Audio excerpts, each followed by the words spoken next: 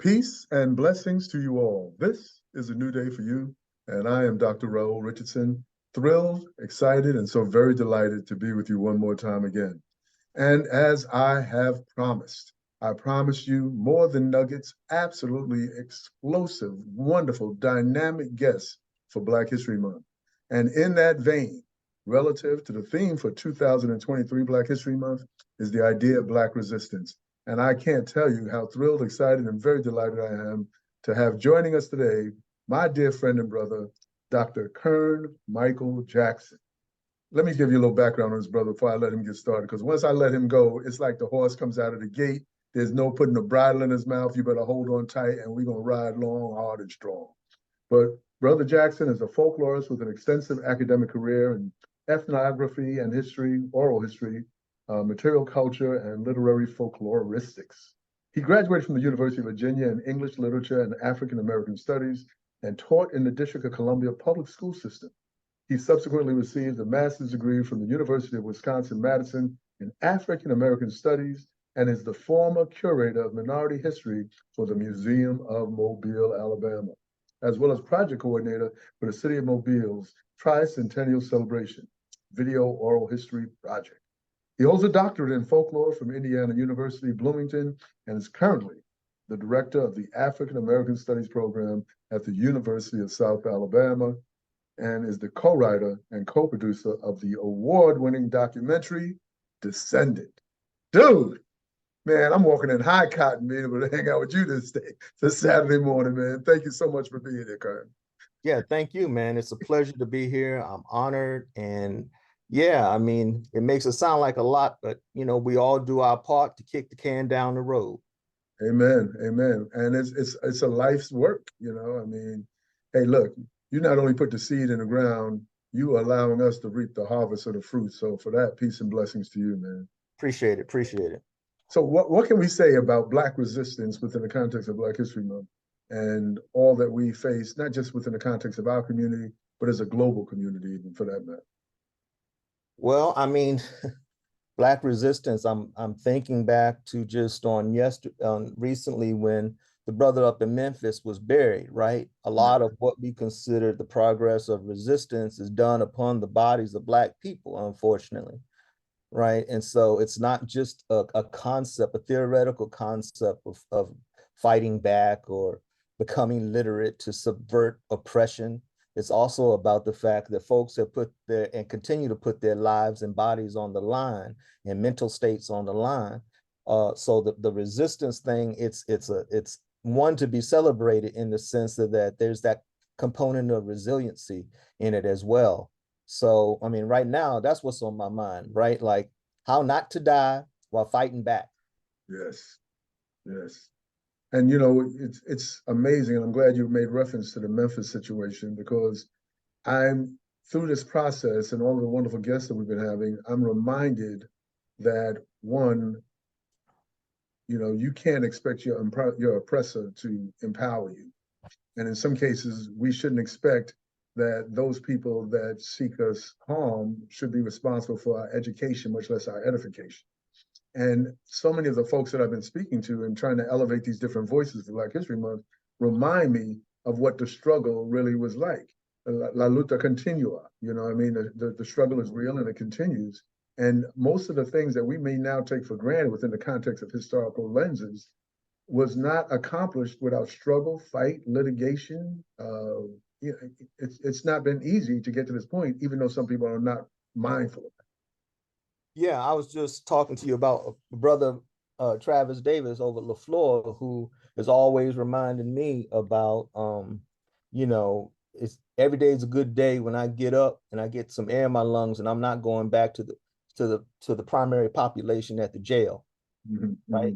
That I'm out earning and grinding and doing my occupation on a daily, without getting too low and without getting too high about it. Just trying to find center and grace and remain in the groove and in the cut on a daily basis. So the notion of consistency is as much a part of resistance as anything, right? Like you go up to the Mobile airport and you see the same guy shining shoes, and he's been there 30 years grinding, Oh yeah, yeah. He'd been providing for shining his my family, shoes for a long time too. right? Providing for his family, putting kids through college, right? Yeah, And that's resistance, and greeting people, and um, being an ambassador for the city and an ambassador for Black Mobile in particular on a daily basis with people who are flying in and out of this great city of ours. yeah. That's So Brother Easterling. That's yeah, yeah, so that consistency is as much a part of the resistance as staying out of jail population, right? yeah. And it's interesting that you made that parallelism there because you think about a lump of coal under pressure and time becomes a diamond. A drip of water on a stone becomes a crevice that becomes the Grand Canyon. That Mm-hmm. consistency, man, I'm glad you illuminated that point because it can't be ignored and it can't be discounted. The importance of being on a consistent basis. No, and I think we all need to find whatever our talent is, and we need to do it and do it well on a consistent basis, so that the propagation of our people can continue. Hmm, hmm. And you have an interesting perspective relative to your folklorist component and the African American studies. And we used to talk often about oral traditions and the griot and things of that sort. And yet somehow or another, I feel like that's a missed opportunity of some of our younger generations within the context of the hip hop generation, that they don't kind of memorialize some of those struggles and experiences much in the way that Gil Scott Heron did or the last poets. Because there is an opportunity to utilize that medium to be able to illuminate our successes and emphasize where we maybe had stumbles so that people can avoid them in the future. I don't know, man. I'd push back on that a little bit. I think these brothers in the hip hop game, particularly those in the Mobile version of it, Mm-hmm. um, they have a lot more hurdles than Gil Scott Heron did, right?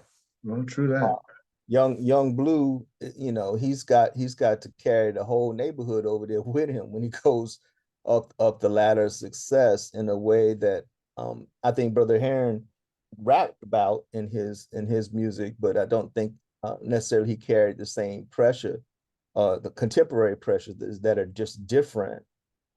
So I think it's not so much always the context of the art, the overt one-to-one correlation of the lyrics. I think with the younger people, it is the considering themselves artists, considering themselves in the tradition of the storyteller, Mm-hmm. that in part is the thing. The performance is the thing. The putting on the concerts, the bringing of people together, the giving of their youthful community a respite from the everyday, in ways, for a community of people, a large amount of people who don't go to church. That is their church, right? Mm-hmm. Mm-hmm. And so they're getting their spiritual connections and things in those gatherings and spaces, or even just in the recording off of Spotify. So I do think of them, the hip hop generation of artists, men and women, still as doing the drum, Mm-hmm. Mm-hmm. Mm-hmm. still as doing what Chuck D would have called, the work of the community CNN, Mm-hmm. raising consciousness. And and it's edutainment, it's commodified, the record companies, and they even talk about it in their own lingo about the game of capitalism in their art form, and navigating that and trying to figure out how to come up and get yours and be a representative example for someone else on how to plug into the capitalist system. Mm-hmm. So the themes, the tropes, even if the tropes are overt and crude, crass sexuality, the themes and tropes, they just try to be as authentic as they can for as long as they can, because at a certain point, when you start entering a upper level tax bracket, you just no longer are the voice of the community. Then you got to go to acting or something. Mm-hmm. And I guess I support what you're saying in the way that I have to confess that my ability to understand and avoid interpreting what they're communicating is based upon my ability to digest the narrative and language that they use that I'm Yeah, not familiar with. yeah. And I guess within the context of Black History Month and the resistance, I guess I'm hopeful that there'll emerge some voices that will inspire the movement, galvanize a group of people to activism and things of that sort. And think of it this way. I mean, what they do is global, right? Mhm. There's some sister in, Morocco who's listening. There's some brother in, Kyoto, Japan who's listening and engaged by what these American hip hop artists, particularly musical artists, are communicating. And I think you're right on point. And it does sort of fold back on what was Carter G. Woodson trying to accomplish, Yes. and what kind of agenda was he trying to advance. I And mean, please tell our loyal listeners, for those that are uninformed and uninitiated, tell them who Carter G. Woodson is. yeah. So Brother Carter G. Woodson was the founder of Negro History Week, Mm-hmm. and he was a historian. He felt like he needed to amplify and raise up in an era where African Americans were seen as less intelligent, right?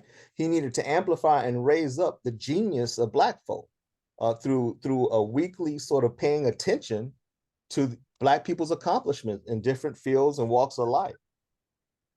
Yeah. And I think he could very much envision that Black History Week becoming Black History Month, which for some of us who do deal in African American studies, year-round Black history and Black culture celebration, right?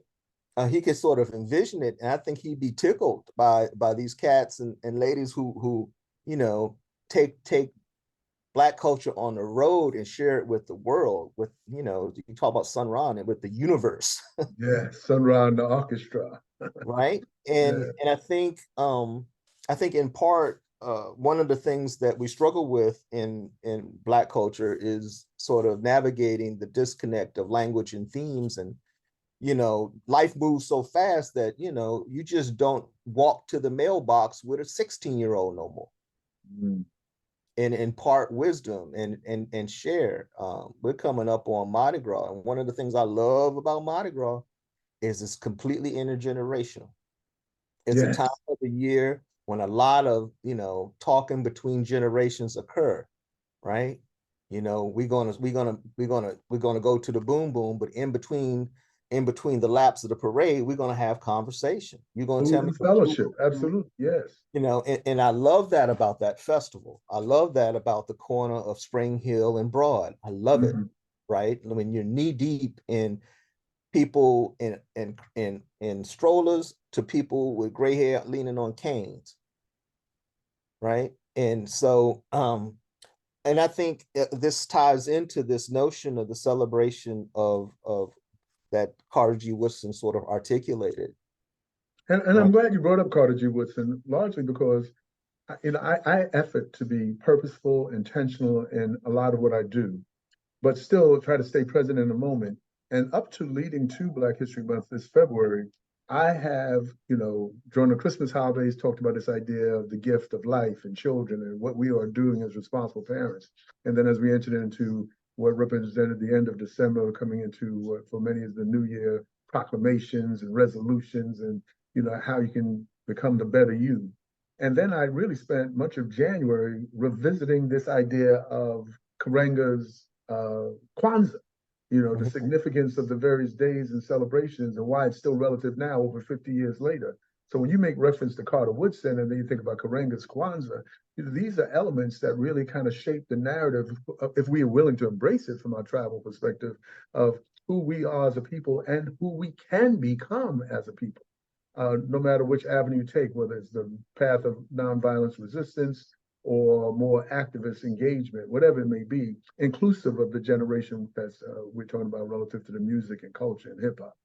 So yeah, I'm glad you made that transition there. Yeah, I mean, and yeah, I love that you brought up Kwanzaa, right? Because um, it comes out of a certain type of nationalist tradition, but what does it celebrate? It celebrate unity, creativity, faith, and Yes. giving of gifts, Mm-hmm. right? And Communal those, economics.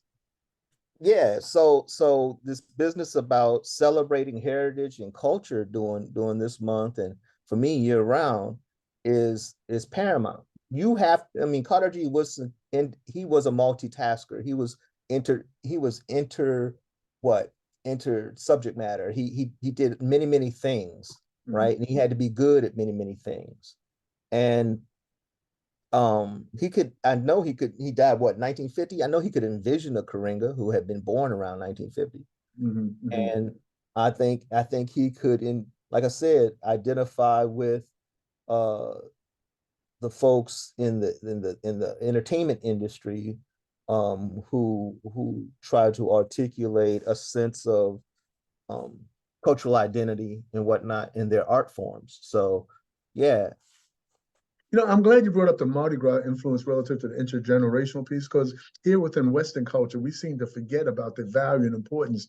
And I started this conversation off by talking about, having lost my mother last year in March and Mm. realizing that there was so many things that despite her Alzheimer's condition, there were moments of lucidity and clarity where she could remember with such vividness, stories that she had never shared with me. And this idea of capturing the griot of knowledge, the shared experiences, the lived moments, and whether it's through an oral tradition, how do we make sure that gets forwarded to the next generation? And I love the fact that we've kind of intersected on this concept of the hip hop generation. And as a folklorist, maybe you can help me to become a Mhm. better me and understanding that there's benefits from me staying connected to the hip hop generation. There's benefits of the intergenerational conversation, and there's benefits of the oral tradition that I don't want to lose, even if I can't speak the language. Well, And I I need to think, make an effort yeah, to. I think sometimes when you come to things that you are not um, well versed in, you need an interlocutor or somebody to help you to understand. And Yes. like with the artwork, the musical artwork, I think sometimes it's just good to get a 19-year-old to make you a playlist on Spotify. Yeah, yeah, that What might be is the it? move. What is important to you, and share it with me so that I can learn, right? And to be a model for perpetual ongoing education, right? And because I was just learning from some students last night on my campus here at the University of South Alabama, they had an event uh, called Passport to Africa, where the students uh, they put up trifolds representing the 50 some odd African nations, but they also did it in the cafeteria where they had a dish represented by that particular nation. Oh, I love that. And I was curious about the ambient sound. Like I had never heard this sort of groove of music in the cafeteria. And it turned out that they had sort of collaborated and submitted what they thought were representative music from these locations. I was Oh like, yeah, Burma Boy, I'm burning him up, man. This Burma Boy is killing it, man. exactly, exactly. And so Mr. James and them had let the students put this playlist together, and I've been playing it I played it on the way to work this morning. So into the office rather, and so sometimes I think we just need to have them tell us what we need to know and give them enough of a wide berth of respect to let them tell it. That's wisdom there, because it makes me reflect back to what I was like, at 16, 17, 19 years old, and what was understood versus what wasn't understood, and I think that's what keeps me feeling younger, is the willingness and desire to connect with those elements of our community that I think are valuable and vital. And we can talk all day long about diversity, equity, and inclusion, but unless you talk about building bridges, but if you ain't crossing the bridge, if you ain't going to somebody else's house to break bread, then you just fronting and faking the funk. I mean, you're not really getting Yeah. And it's incumbent upon our neighbors to participate in the observance, right? it. It's incumbent upon our neighbors to be open-minded enough to embrace the uniqueness of Black history. We don't need to let other people off the hook and remain ignorant and not tell them they're ignorant. Yeah. You have to be multilingual, multicultural in the African American community to make it from day to day. And I think if this American experiment is going to succeed, the rest of America needs to do the same. Yeah. Well, we only have a few minutes left, brother, but somehow or another, I feel like we're going to need to have to do this a little bit more regularly. I've already proclaimed to my listenership that Black History Month is going to go a lot longer than February, because I have just engaged and met some of the people you and I have discussed prior to Right, today. right. And there's just too much to be learned, too much to be gained, too much that needs to be shared, too much enlightening and awakening that needs to happen. So in that vein, from your perspective, Dr. Jackson, what, what, I'm not going to say a singular idea, what transformative idea, what thought in terms of going into the future, what recollection, memory, idea do you want to share with the listenership that, you know, is maybe a reflection of where we've come from to where we're going and things that are happening right now? What would you like to share as kind of like a parting thought? Oh, I don't know. I mean, I sort of fall back on this brother out of Louisiana, this wonderful pastor, Reverend Al McKnight, who spent the bulk of his middle-aged years creating sustainable institutions like credit unions for Black people in the parishes. Mm-hmm. And he had a paradigm that he created and that I teach in my classes. And it goes like this. It's the Reverend Al McKnight paradigm.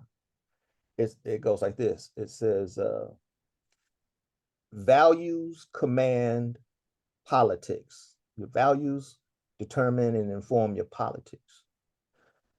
Your ability to function as a political entity, your politics inform your ability to execute and participate in economics, right? And your economics help you to have access and to gain insight into education and techniques, right? So that's a paradigm. And then the education and techniques help inform your values. So it's secular, right? It's a circle. Mm-hmm. And I think if you have some principles and if you walk in the world, as it were, consciously, with a mantra, with an understanding, with a paradigm in your hip pocket, such as values command politics, politics commands economics, economics command education and techniques, you always have a way to situate what you're doing in something. And Yeah. so, that's my parting words, is to pass along the Al McKnight paradigm, which was told to me as a youngster, and which I tend to filter all of my my life and my life's work through. Mm-hmm. I like it because I've often thought about it in a similar way. And first of all, I like the way you framed it, Mr. Wright frames it, because representative of business models, that represents like a life cycle analysis where you see all of the places you enter and the places you spin off. But also, I always say that my beliefs inform my values, and my values inform my behaviors.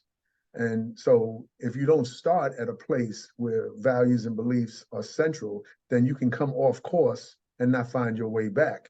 But those things will always dictate those behaviors that are essential, not only to the resistance, but to the movement and the impact on past generations as well as future. So Yeah, I dig that. that takes us right back to the hip hop generation and the sisters who used to talk about, you better act like you know. Mm-hmm. Mm-hmm.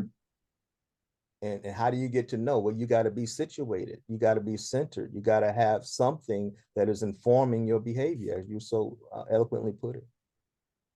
Wow. Well, you know what? We've been having such a good time chatting, brother. I forgot to even tell people who we're talking to and listening to. Folks, if you just tuned in, you missed a rare and special treat. I'm talking with my dear friend and brother, scholar Dr. Kern Jackson. And here on A New Day for You, where you know it's all about love, we're going to continue to do everything we can to inform, entertain, and ultimately inspire you. Peace and blessings to you, my dear friend and brother. Will you please accept an invitation to come back and maybe do this? I'm not trying to hem you up or nothing or brand you or anything like that, but Right. I just think you have such an important voice, and not that you need me to elevate it, but Right. I need to provide my platform as a mechanism by which you can share that voice with others. No, I'm just grateful for the opportunity, right? Like the amplification goes back both ways. And Brother Richardson, Brother Dr. Richardson, I'm just grateful for like I said, the opportunity to spend a moment walking with you a piece of the way. Well, my motto is usually, not usually, always is that I'm a mission-focused, battle-tested individual, that just simply wants to glorify the Most High God and edify others. And you have not only edified me, you've educated me and provided a mechanism by which I can think about the intergenerational, but also make sure that I stay connected to the future generations. So thank you, man. I appreciate it. Ashe, peace. Peace. All right, folks, we'll be right back with more music. Peace. Thanks, brother.